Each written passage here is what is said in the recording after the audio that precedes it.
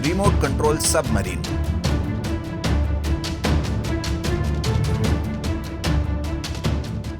कुमार नाम का साइंटिस्ट अपने लैब में बैठकर एलियन की खोज कर रहा था। वो बार बार एलियन को सिग्नल्स भेज रहा था। बड़ी ही कोशिश के बाद आखिरकार उसका सिग्नल एलियन तक पहुंच ही जाता है।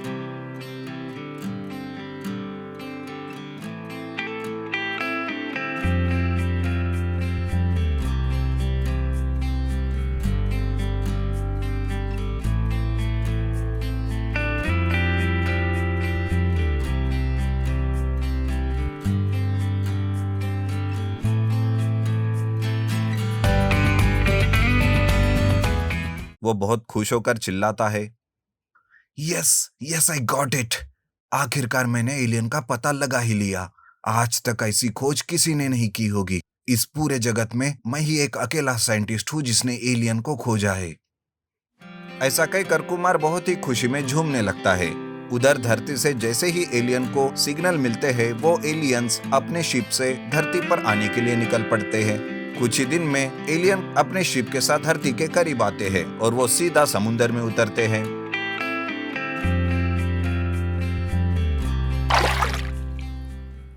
जिस वजह से समुद्र में तेजी से हलचल होने लगती है। बड़ी बड़ी लहरें उठने लगती है। उसी वक्त समुद्र के अंदर तैर रहा एक सबमरीन कुछ सिग्नल्स डिटेक्ट करता है। किसी को कुछ समझ नहीं आ रहा था कि आखिरकार ये सब क्या हो रहा है। तभी सबमरीन को कांटेक्ट करने वाले हेडक्वार्टर में बैठा अमित कहता है,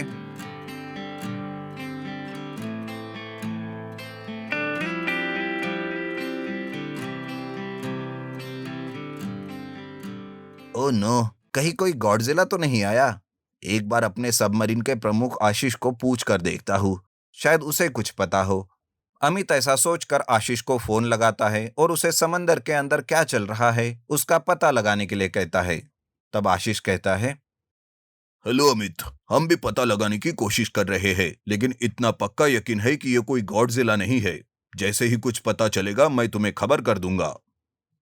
ठीक है आशीष, लेकिन जरा संभल कर और जल्दी। आशीष अपने सबमरीन से रडार को चलाते हुए समुद्र में उतरने वाले उस चीज का पता लगाने की कोशिश करता है। तब उसे पता चलता है कि यह कोई एलियन शिप है जो स्पेस से सीधा उतरकर समुद्र में आया है। उधर कुमार को भी पता चल जाता है कि एलियन का शिप समुद्र में उतरा है। एलियन सबमरीन में बैठे लोगों की गर्मी महसूस कर लेता है और उस सबमरीन पर हमला करता है।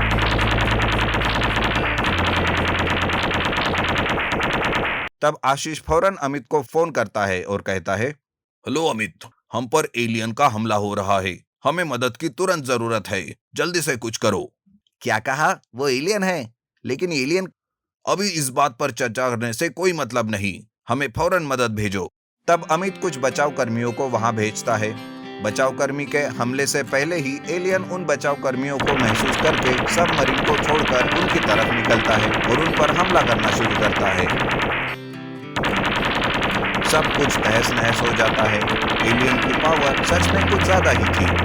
आशीष जैसे तैसे करके सबमरीन छोड़कर सेफ्टी बोट से हेडक्वार्टर आता है और कहता है, अरे अमित, ये एलियन बहुत ही खतरनाक है।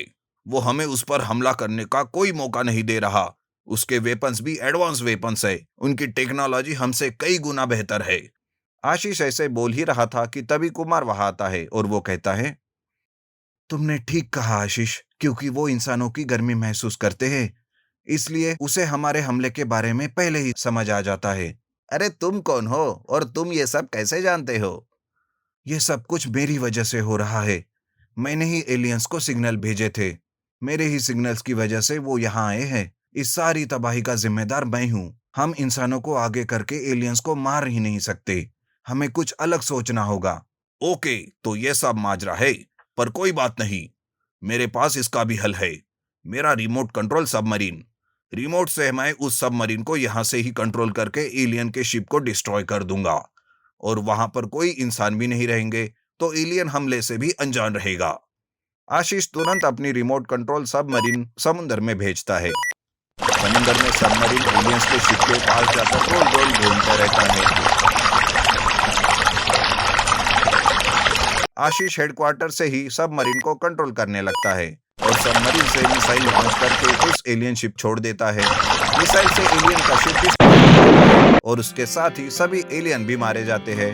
तब हेडक्वार्टर में बैठा अमित कहता है, वेल डन आशीष, एलियन शिप आखिर डिस्ट्रॉय हो गया और वो सारे एलियन भी मारे गए हैं।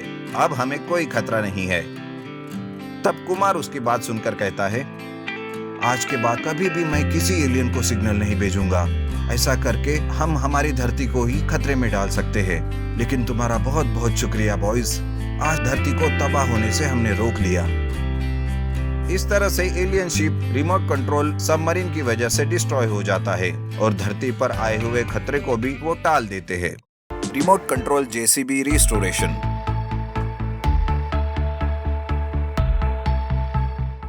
संभापुर नाम के गांव में विहान नाम का एक लड़का रहता था। उसके दादाजी एक साइंटिस्ट थे। उसके दादाजी ने अपने जमाने में एक रिमोट कंट्रोल जेसीबी बनाया था। विहान के दादाजी के मरने के बाद उस जेसीबी का इस्तेमाल किसी ने भी नहीं किया था। वो वैसे ही एक शेड में पड़ी हुई थी। जब विहान बड़ा हुआ तो वह काम की तलाश में था।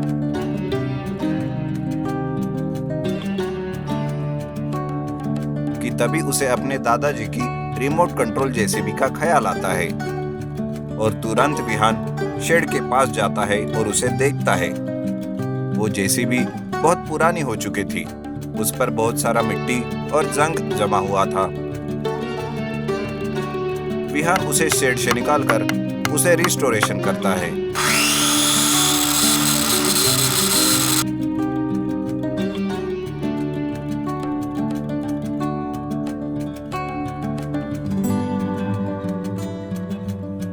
वो जेसीबी एक रिमोट से चलता था। विहान रिमोट के सारे फीचर्स पढ़ता है और काम शुरू करता है। वह ग्राहकों से एड्रेस लेता और उसे रिमोट के मदद से जेसीबी में फीड करता था। जैसे ही जेसीबी में एड्रेस फीड होता था, जेसीबी सीधे ग्राहक के पास जाती और अपना काम खत्म करके वापस शेड में आती थी।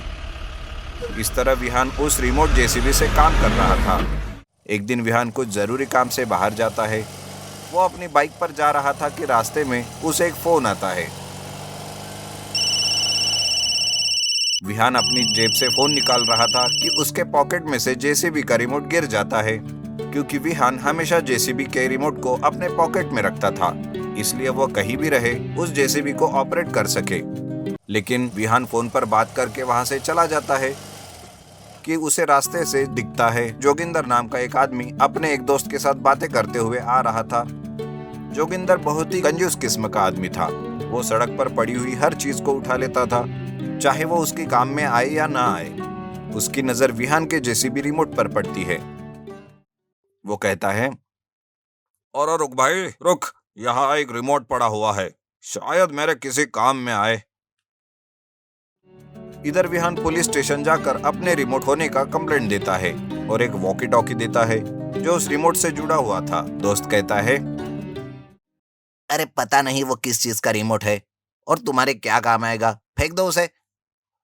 और कोई भी चीज बेकार नहीं होती, चल छोड़, तू बता कि तू दाम देने वाला है मेरी गाय का। असल में जोगिंदर के पास एक गाय थी जिसे वो अपने दोस्त को बेचना चाह रहा था। वो दोनों इसी सिलसिले में बात कर रहे थे। इधर जोगिंदर की गाय पर एक चोर की नजर पड़ती है। वो चोर कहता है, अरे वाह, क्या मोटी ताजी गाय है। अगर इसे चुरा कर बेचूंगा तो अच्छे खासे पैसे मिल जाएंगे मुझे। ये सोचकर वो चोर उस गाय को चुरा कर उसके गली के रस्सी को पकड़कर ले जा रहा था कि रास्ते में गाय को ढेर सारी हरी घास नजर आती है। गाय घास चरने के लिए रुक जाती है। चोर उसे वहां से हटाने की बहुत कोशिश करता है, पर गाय टस से मस नहीं होती। चोर कहता है, हे माँ चल, मैं तुझे और भी अच्छी घास खिलाऊंगा। अगर तू यही रुक गई तो कोई देख लेगा, चल यहाँ से।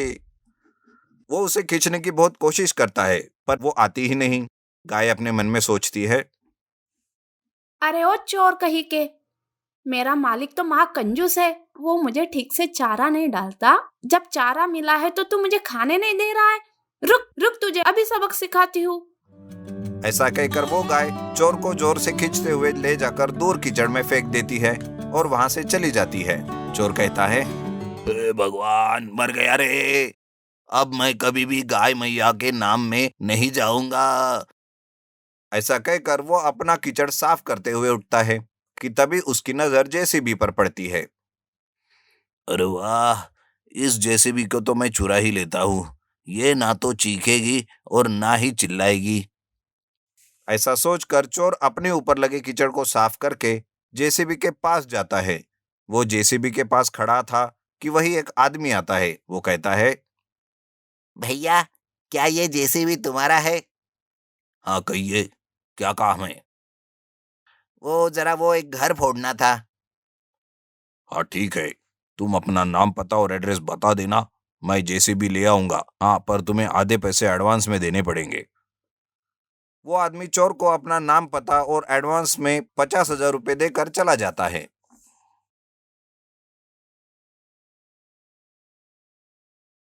अरे वाह, ये तो बहुत ही बढ़िया है, बिना मेहनत के पैसे आ गए।